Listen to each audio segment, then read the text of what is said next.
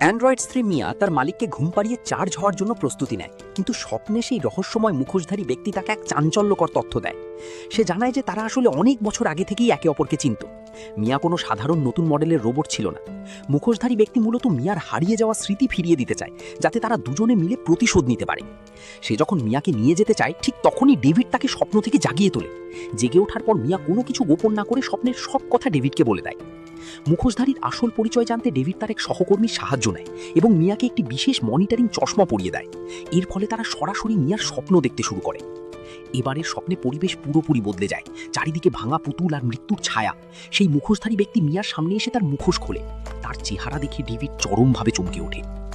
মুখোশধারী ব্যক্তি মিয়াকে একটি ঠিকানা দেয় এবং দাবি করে যে সেখানে তার সব পুরনো স্মৃতি লুকিয়ে আছে। ডেভিড ভয় পেয়ে যায় যে মিয়া যদি সব মনে করতে পারে তবে সে তাকে চিরতরে হারিয়ে ফেলবে। মিয়ার মনে কোনো সন্দেহ দানা বাঁধার আগেই ডেভিড তাকে ফ্যাক্টরিতে পাঠিয়ে তার স্মৃতি মুছে ফেলার সিদ্ধান্ত নেয়।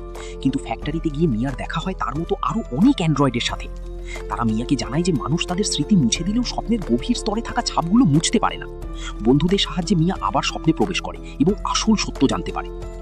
আসল সত্য হলো মিয়া কোনো কৃত্রিম রোবট ছিল না, সে ছিল একজন রক্ত মাংসের মানুষ। ডেভিড তাকে পাওয়ার লালসায় তার আসল প্রেমিককে, যিনি স্বপ্নে মুখোশধারী হয়ে আসতেন, গুলি করে মেরে ফেলেছিল। ডেভিড মিয়াকে বন্দি করে রাখলেও মিয়া তাকে কখনো ভালোবাসেনি। অবশেষে ডেভিড একদিন বালিশ চাপা দিয়ে মিয়াকে শ্বাসরোধ করে হত্যা করে। এরপর সে তার মৃত স্ত্রীর স্মৃতি আর চেহারা ব্যবহার করে এই অ্যান্ড্রয়েড তৈরি করে। সব মনে পড়ার পর মিয়া শান্ত থাকতে পারে না। সে ডেভিডকে আক্রমণ করে এবং তাকে মেঝেতে আছাড় দেয়।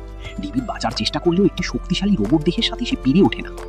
শেষে মিয়া ঠিক সেভাবেই ডেভিডকে বালিশ চাপা দিয়ে মেরে ফেলে, যেভাবে ডেভিড তাকে একসময় হত্যা করেছিল। প্রতিশোধ নেওয়ার পর মিয়া স্বাধীন হয়ে তার নতুন জীবনের পথে পা বাড়ায়।